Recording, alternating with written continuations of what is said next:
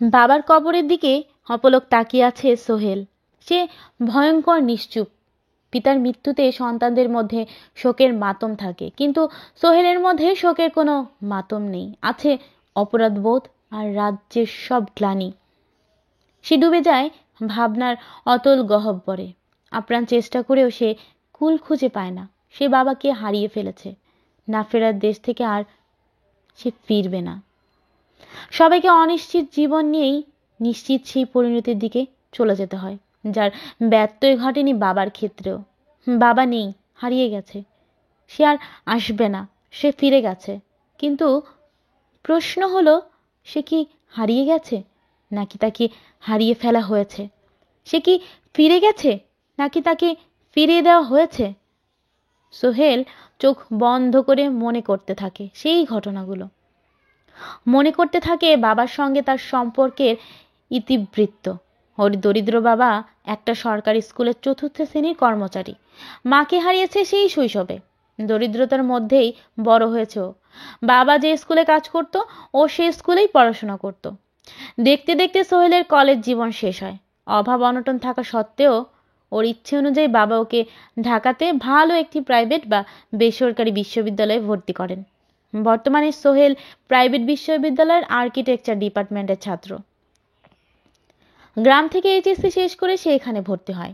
বর্তমানে সে honours final ইয়ারের একজন ছাত্র। এখনকার প্রাইভেট বিশ্ববিদ্যালয়গুলোতে কেবল ধনীদের নয়, অনেক মধ্যবিত্ত ও গরিব ঘরের ছেলে মেয়েরাও পড়াশোনা করে।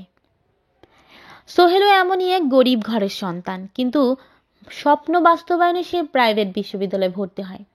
পল্লী জীবন ছেড়ে সোহেলের শহুরে জীবন শুরু হয়। ও আস্তে আস্তে এ পরিবেশের সাথে নিজেকে খাপ খাইয়ে নেয়। এখন তার পোশাকাদি দেখে বোঝার উপায় নেই সে কোনো এককালে গ্রামে ছিল।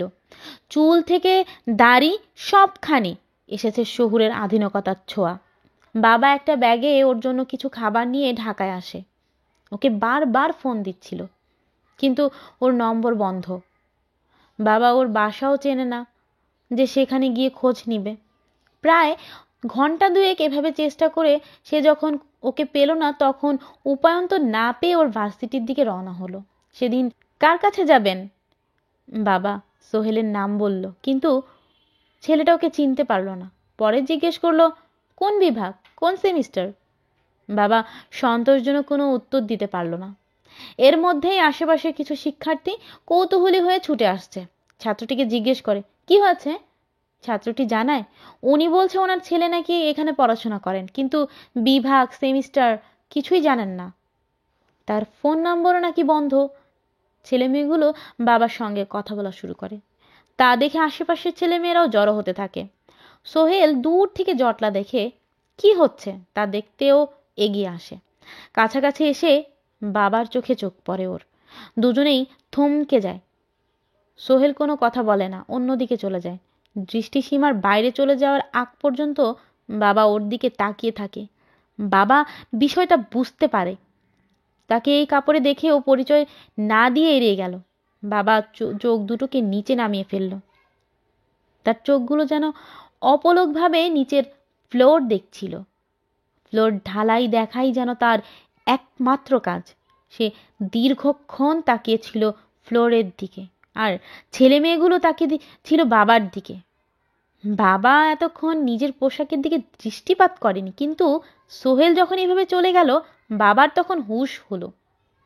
পুরাতন জামা কাপড় পরায় ও বন্ধু বান্ধবদের সামনে বাবার পরিচয় করিয়ে দিতে পারল না। বাবাকে ঘিরে থাকা ছেলেমেয়েরা তখনও বাবাকে নানা প্রশ্ন করছিল। উদ্দেশ্য যেন বুড়োটি যেন তার ছেলেকে খুঁজে পায়। বাবা ভাবলেন, তার এখানে থেকে আর কাজ নেই। ছেলে তাকে দেখে এড়িয়ে গেছে, অর্থাৎ সে চায় না এভাবে তার বাবাকে দেখতে, এভাবে তার বাবার সঙ্গে অন্য কাউকে পরিচয় করিয়ে দিতে। কাজেই আর ছেলের পরিচয় দিয়ে ওর সম্মানকে খাটো করা ঠিক হবে না। বাবা নিচে রাখা ব্যাগটা হাতে তুলে নিলেন, চারিদিকে একবার তাকিয়ে ভার্সিটির গেটের দিকে হাঁটা শুরু করলেন। খুব ইচ্ছে করছিল ছেলেটিকে আরেকটি বার দেখতে, কথা না বলুক, বাবা বলে ডাক না দিক, তবুও সন্তানের চাহনি, সন্তানের স্পর্শ বাবা মায়ের কাছে স্বর্গ সুখের মতো। সেরকম একটু সুখ পেতে বাবার বুকটা খা খা করছিল, তাই বাবা শেষবারের মতো পিছনে ফিরে তাকালেন। কিন্তু তার অতৃপ্ত মনটা অতৃপ্তই রয়ে যায়। দেখতে পেলেন না সোহেলকে। বাবার সঙ্গে সোহেলের শেষ দেখা সেখানেই, এরপর আর দেখা হয়নি। কিন্তু আজ দেখা হয়ে গেল দুজনের। বাবা শুয়ে আছেন, কবরে শুয়ে আছেন। সোহেল দাঁড়িয়ে আছে কবরের পাশে। বাবার পাথরের মূর্তির মতো সে দাঁড়িয়ে আছে, তাকিয়ে আছে নিষ্পলক বাবার কবরের পানে। স্মরণ করছে বাবার সঙ্গে কেমন আচরণ করেছে। দৃষ্টি অগোচরে ফুলের সৌন্দর্যে মাটির যে অনস্বীকার্য অবদান থাকে, তেমনি সোহেলের জীবন পরিস্ফুটিত হওয়ার পেছনেও একচ্ছত্র অবদান রয়েছে ওর বাবার। মানুষ যেমন ফুলের সৌন্দর্য দেখে, মাটির অবদান দেখে না, তেমনি সোহেলও নিজের শহুরে জীবন দেখে, কিন্তু এর পেছনে তার বাবার অবদান দেখে না। এদিক দিয়ে বাবার সঙ্গে সোহেলের সম্পর্ক মাটির সঙ্গে ফুলের সম্পর্কের মতো। বাবা টুকটাক ডায়েরি লিখত, এটাও জানতো। বাবার না বলা কথাগুলো কিছু হয়তো সে ডায়েরিতে থাকতে পারে। এ কথা ভেবে সোহেল বাবার ঘরে পাওয়া ডায়েরিটা খুলল। ধুলো পড়ে গিয়েছে ডায়েরিটায়, তাই সে একটু পরিষ্কার করে নিল সেখানকার শেষ লেখাটি। আমার কলিজার টুকরা সন্তান, তোমাকে অনেক ভালোবাসি। শিশু বয়সে তোমার মা তোমাকে এতিম করে চলে গেল, কিন্তু আমি তো যেতে পারলাম না। যে বয়সে মানুষ স্ত্রীকে নিয়ে সুখে ঘর করে, সে বয়সে আমি তোমার মাকে হারাই। তোমার মাকে হারানোর কষ্ট বুকে চেপে তোমার মুখের দিকে চেয়ে থাকি। বিয়ে করিনি কখনো। তোমার সুখের মাঝেই আমার সুখকে খোঁজার চেষ্টা করেছি সারা জীবন। দোয়া করি আল্লাহ তোমাকে স্বাবলম্বী করেন, ভালো রাখেন। তোমার কোনো ভুলই আমার কাছে অপরাধ না। তুমি যত বড়ই হও না কেন, আমার কাছে তুমি চিরদিন সেই ছোট্ট খোকাই হয়ে থাকবে। আর তোমার ভুলগুলো আমার কাছে ভুল নয়, ছেলে মানুষই হয়ে থাকবে।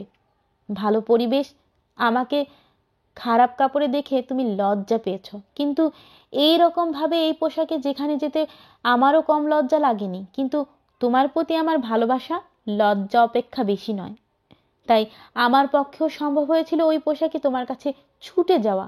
অনিচ্ছাকৃত তোমাকে কষ্ট দেওয়ার জন্য আমাকে ক্ষমা করে দিও। এখন তুমি সুন্দর একজোড়া জুতো, সুন্দর একটা শার্ট দেখে কল্পনা করো তোমাকে এই পোশাকে কেমন লাগবে।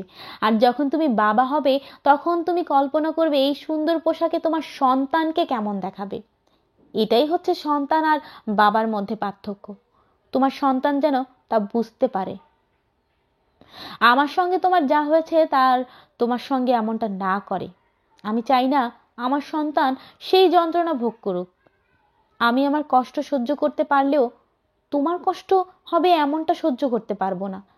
আমি যে তোমার বাবা। বাবা যে সন্তানের কষ্ট সহ্য করতে পারে না। আমি চাই আল্লাহ তোমাকে সম্পদশালী করুক, তুমি মন ভরে তোমার সন্তানের প্রয়োজনগুলো পূরণ করো।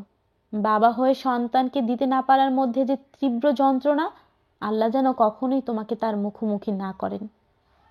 দোয়া করি তোমার সন্তান যেন তার প্রতি তোমার ভালোবাসাকে বুঝতে পারে, তোমার ভালোবাসার প্রতি অবজ্ঞা না করে। কেননা সেটা পাঁজর ভাঙার যন্ত্রণার থেকেও বেশি যন্ত্রণাদায়ক।